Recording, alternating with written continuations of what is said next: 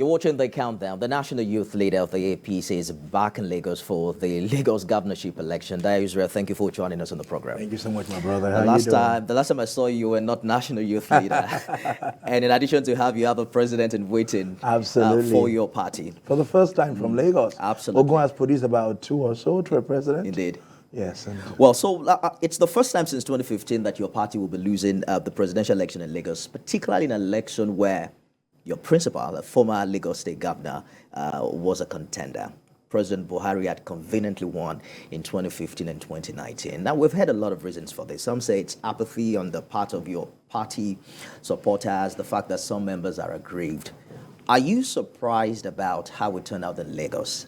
And has your party been able to identify what really happened? So I think it's first important, thank you for having me on the show. I think it's first important to clarify that, yes, we had lesser number than the opposition, the Labour Party, but I don't think that our party also did woefully. Because if you look at the result, it was only about 10,000. Yeah, 10,000 is a lot of vote, but you know it would not be if fair. If that was a governorship election. Yes, of course, that was a governorship election. It would have been enough to win. It would have been enough to win the seat. But I would say that it's the beauty of democracy. But at the same time, it's also the fact that a lot of our people, I believe, at that period took things for granted. A lot of people believe that Asiwaju is on the ballot, and that there was that apathy sort of to say that we don't have a problem. Asiwaju will solve it. It's Asiwaju anyway. And I think one of the things that we've tried to emphasize on after the election is to say that even though it's Asiwaju anyway or it's Lagos, if you don't come out to vote, every vote matters. And every vote is important, and you have to. And a lot of people and say, "Oh, you know what? We know who's going to win now. Oh, we're going to win." We're going to win is not going to give us the vote. You've got to come out on Saturday, 11th of March, and deliver for Babajide Sanwo-Olu at this time. So what happened was a lot of our people were a bit relaxed because we believed so much that it was Asiwaju, we didn't have a problem. But also another challenge was also that the mood of the country was enough for people to sit back at home and just be like, what do we want to do? But in the long run, 570,000 people came out to vote for the APC. Like 582 also voted for the party. So, that's why we're focusing on making sure that people actually come out and, exercise their fundamental human right. And we can say that by the grace of God, we believe very strongly that the turnout on Saturday, in particular for Babajide Sanwo-Olu, is going to be amazing and unimaginable. So if anybody thought that what happened last week was going to repeat itself, is in for a big, wild joke. But what we're hearing is different. We're hearing how the result has unsettled the ranks of your party in the state. Party stakeholders like yourself are now out on the streets, door-to-door campaigns to canvass votes for your candidate. Would you say that the APC is in panic mode ahead of Saturday? Only someone who wasn't in Lagos will say that our door-to-door campaign and advocacy is strange. It's been the way that we campaign anyway. I remember in 2019, Babajide Sanwo-Olu, our governor today, was in Computer Village. He was actually going to Mechanic Village to do some work, was going to Barbing Salon to cut hairs for people. Sanwo-Olu has always taken campaign and mobilization aggressively. What has only happened in this election was that Lagos was focusing on the center. So that also took away our attention from back home. Mr. Governor is a grassroots person. Look at what he did in 2019. It was literally in everybody's face. He was at phone booths, he was at game centers, he was everything. It's been the style in Lagos, in particular for, not just even for APC, for Jide Sanwo-Olu is being a grassroots person. He did that in 2019. As a matter of fact, he did more in 2019 in grassroots engagement during the election than he has done now. And the reason for that is because he also believes that the things that we have done should also speak for us. For example, look at the infrastructural development.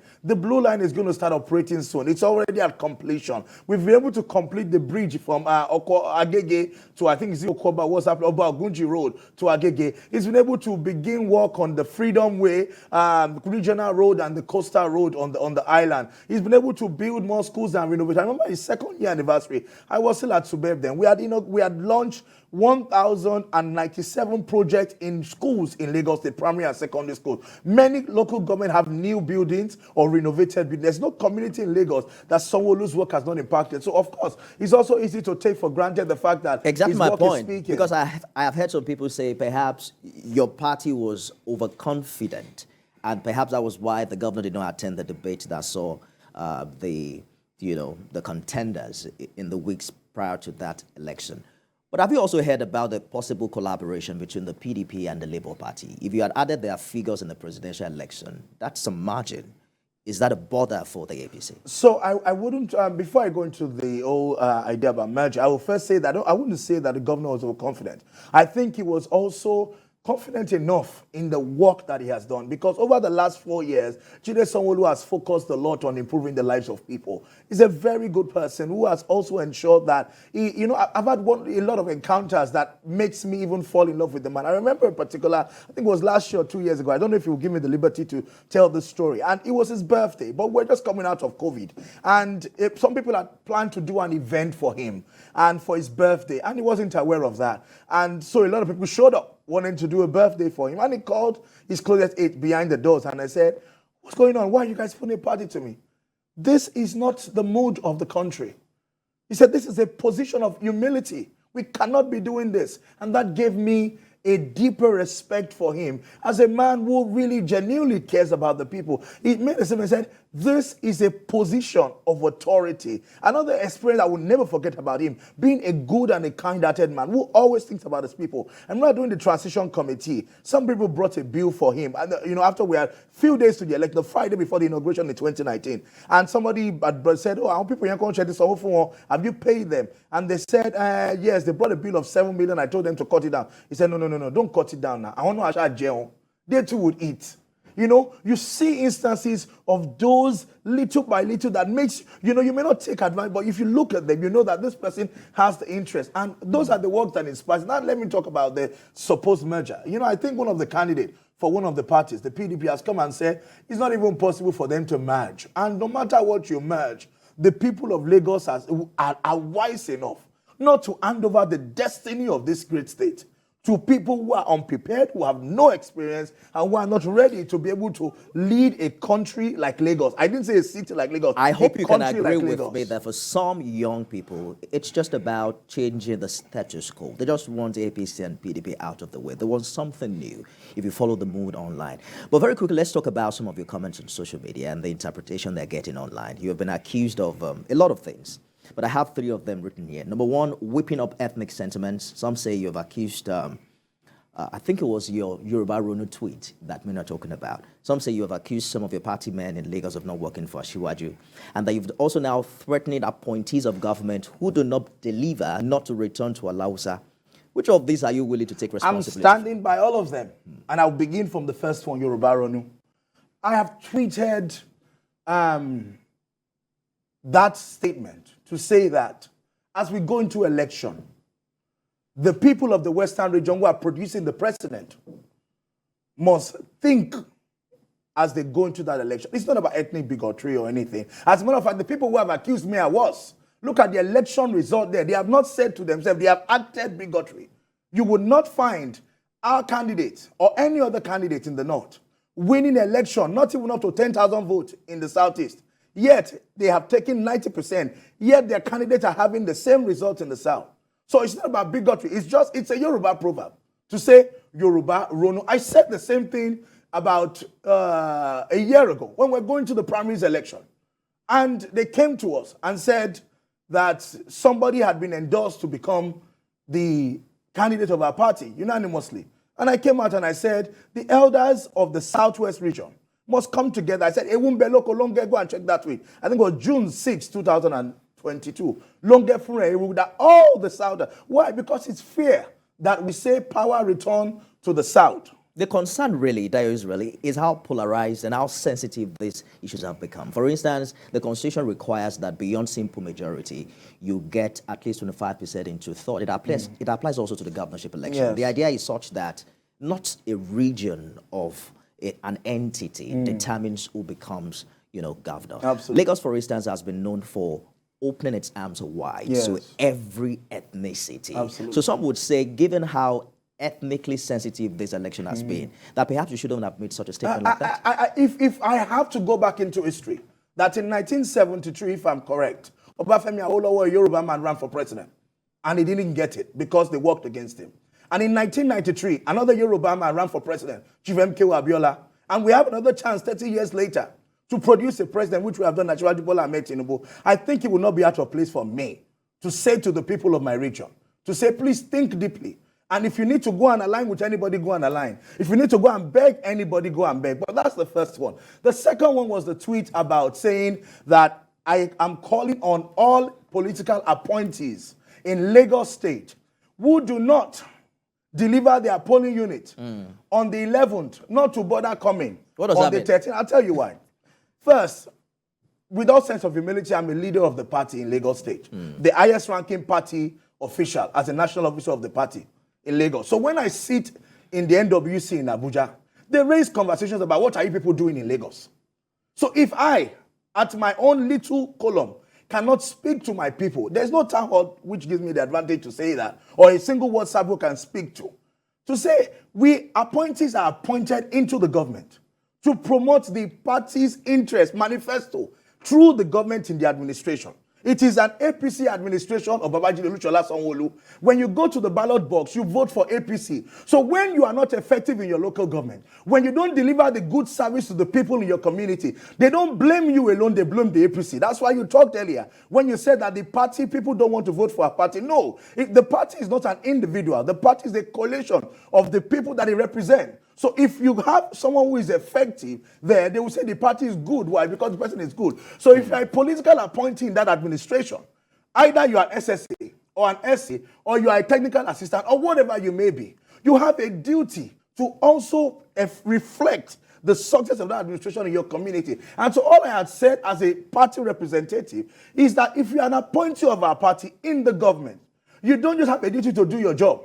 You also have a duty to promote the party in your community through your impact. And you are being optimistic that 2 weeks will be enough for these appointees to do what they did, what they could not do on the 25th of February. So it's let me also say to you that it's not that also that our people are not doing work. Many of them are doing work. But it's just to energize our base to say, you know what, you've got to sit up. We have an election to deliver the governor. Because between you and I, if the governor does not get re-elected, every so-called appointee you're talking about does not get a job again in the next administration. We have just about 5 more minutes, Dayo Israel. Let's talk about how this election will be won and lost. There are certain local governments that decide the eventual winner in Lagos. Alimosho, Ikorodu, Mushin. And these are places that you have gone to. Perhaps you've heard the grievances of the people as well and why they didn't, turn out well in the last election. But let's talk particularly about the opposition stronghold, what we saw happen on the 25th, in places like Amuwo-Odofin, Etiosa. Do you think the residents can be convinced to vote otherwise on Saturday? I believe that a lot of them are changing their minds and they're going to vote for Jide Sanwo-Olu.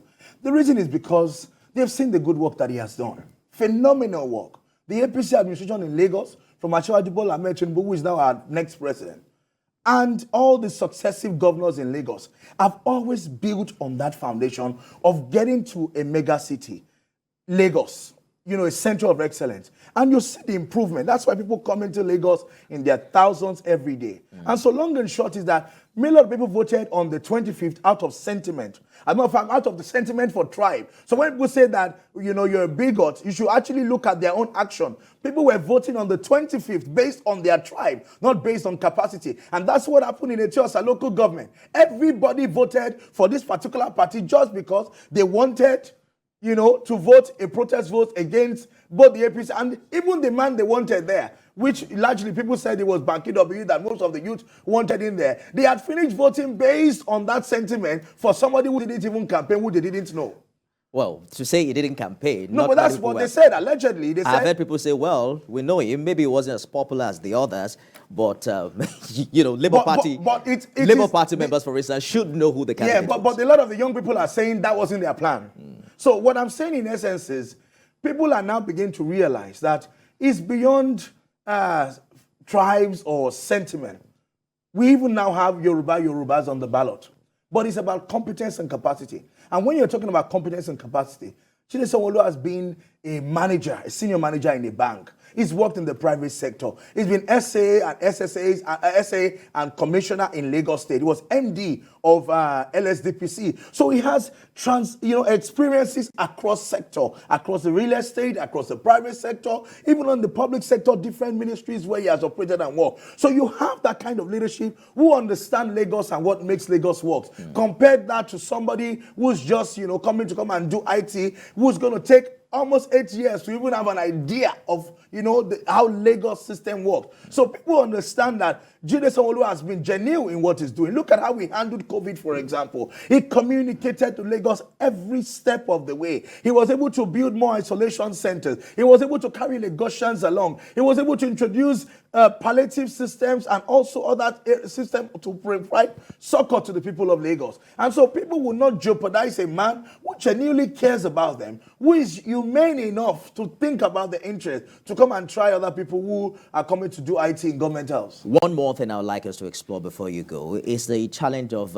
intimidation of voters that have been widely reported in the presidential election. Some people come to polling units and say, if you're not voting this party, you are not allowed to vote here. If you do not belong to this ethnicity, you are not allowed here. I mean, that is dangerous for our democracy. Do you agree? I agree that the intimidation of voters, in particular by the people that is called the obedient on Twitter, on social media, who do not align with you just because you don't believe in their candidate, who would abuse you and insult you and call you names and insult you with barrage of different, things that you cannot even hear of. I think that must stop. People have a right. Are you only correcting the issue with the obedient? What about the people of your own party? People have a right to choose their candidate, and they should be allowed to so do. The period where you begin to intimidate people, you don't allow them to express who they want to vote for, and anybody you see want to vote for somebody that is not your candidate, you harass and insult them, must be allowed to stop. Then we can begin to talk about other things. So if I allow you to take a guess as to how it will go this Saturday, what would you say? I've already bought my fruit wine that I'm going to use to celebrate the victory of Mr. Babajide Sanwo-Olu. I think he's one of the best governors in modern Nigeria. A very simple man, but very efficient with dynamic experience. And I'm urging all Lagosians to go and vote for APC and Jide Sanwo-Olu on Saturday by the grace of the Almighty. When APC lost during the presidential election, we heard the president-elect say... No, we didn't lose during the presidential election. In Lagos? Oh, yes. So yes. Clear it well. No. I was coming there. The president-elect said we'll win some. Yes. We'll lose some. Yes. And he was calling for calm amongst the people. We accept the result of this election. Let's move on. If your party doesn't win this Saturday, would you, give the same disposition like the president-elect? I have no doubt that the grace of the Almighty God and for the work that the progressives have put into this election, in particular the work that is being done over the last 1 week, that we're going to win this election massively. It would be like a dream because we would win everywhere than they can ever imagine by the grace of the Almighty. I'm sure you'll return after the election and then we'll have confidence in victory. We'll continue this conversation. National Youth Leader of the All Progressives Congress, Dayo Israel, thank you so much for talking to us. Thank you for having me.